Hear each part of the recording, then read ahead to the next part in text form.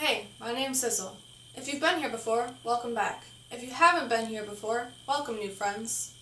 So today we're going to be doing something called Between and Beyond the Lyrics, and the piece that's going to be spotlighted is Anniversary. So before I break down the lyrics, I just want to give you a quick backstory about why I wrote this piece. I wrote this piece because of the grieving process I was going through from losing my two friends, being Brandon Cash and Fabian Cash, to a homicide on April 24th, 2014. If you want to know more about that specific situation, a bio will be available on my website. Even though I wrote this piece about my personal grieving process and just my personal loss in general, it could be used for anyone's grieving process or loss. It doesn't have to be a certain time frame, a certain person, a certain way you lost them. It's just for everyone to help them get through the struggle that I was going through. The first line I want to discuss is 2 years. Has it really been that long? Time goes fast, although it feels like an eternity has passed. I wrote that line because it either feels like time just drags on and it's been forever, or it feels like it just happened yesterday. And this could be a really frustrating set of circumstances when you're trying to get through a process. The next line is, I haven't gone to see you much. What do you say to a grave looking at concrete stained gray when I know heaven is your soul's final resting place to stay? I wrote that line because I hadn't really been going to the grave very much, and the reason being is because I believe all that's at the grave is the body, and the person's soul is really in heaven. In some ways, I felt like I should go there, but in a lot of ways I felt like I shouldn't because it was kind of like just talking to concrete. So that's where that line comes from. The next line I want to discuss is, it's weird how many things can remind me of you. If I tried, I could probably find a little of you in everything I see or do. That line actually comes from an extremely funny story, because one time when Brandon was staying at our house, we had asked him to feed our dogs, and we had specific burgers set aside for that. And he ended up eating those instead of the food that we bought him, so we always think that that's just a hilarious story. And we love to tell it to everyone because that was just who he was. And there's so many situations where I find myself going, hey, Brandon or Fabian would have done something like that. I want to take a moment to say that loss is really not something that you're supposed to get over. It's something that might get easier, but even sometimes, for me, even just going over this piece right now can bring back a lot of stuff. Just missing the person and wishing that they were still here. So it's not about someone saying, oh, you'll get over it, it will get better. I'm not going to promise you will get better, but I can promise you that you will learn to cope with it and deal with it, and that's just how loss has to be. So the next line I'm going to be discussing is, it took losing you to find Christ, losing you to find one of my purposes in life, losing you to hold on a little tighter, losing you to appreciate even the fights, losing you and make sure I try and change places like the Avenue so people could sleep a little safer at night. So the losing you to find Christ line is because I decided that I really wanted to go to church. Brandon had talked about church before, and I felt like I was missing a piece in my life. Plus, I heard a couple people at the church had known Brandon and Fabian as well.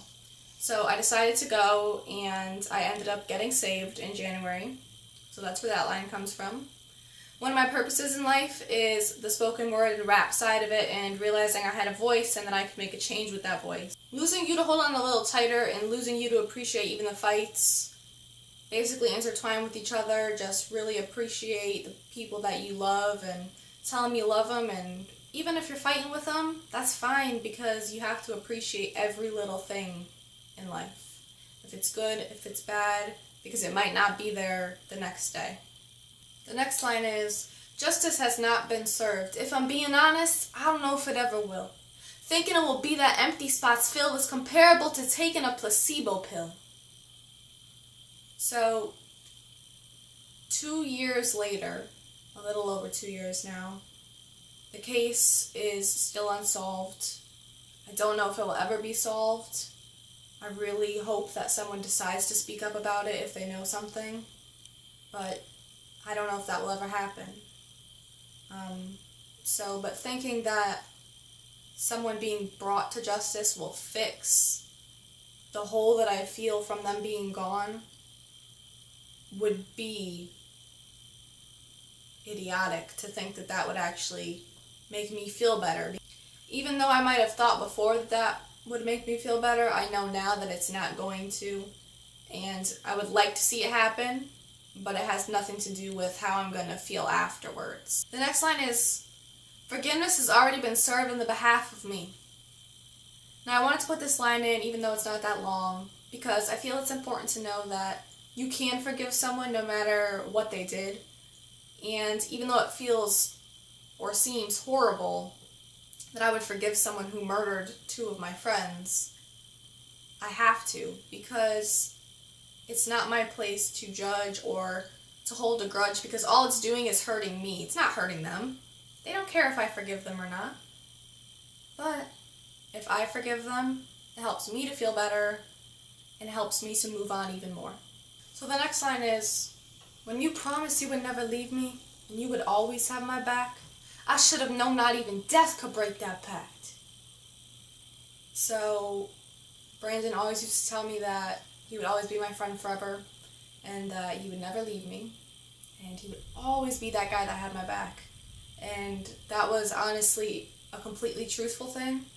And even though he might not be on earth right now, I know he's in heaven, and I know that he's still watching over me, and that he still has my back. So I know that that was never a promise that he broke, nor will it ever be a promise that he broke. Because even though your loved one might not be here in the physical, I can promise you they're still watching over you.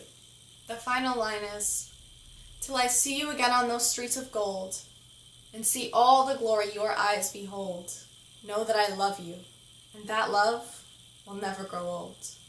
So those streets of gold are heaven, and I'm talking about when I go see him again one day, when I go to heaven myself, and that I will always, always, always love him even though he's not here. And that's something that will never, ever change. I thank you for watching Between and Beyond the Lyrics. I look forward to doing plenty more of these in the future on many of my different pieces, and I really hope you enjoy them. So please make sure to like, comment, and subscribe, and just let me know how you like this new series. Okay, thank you for watching. I'll see you guys later. Bye.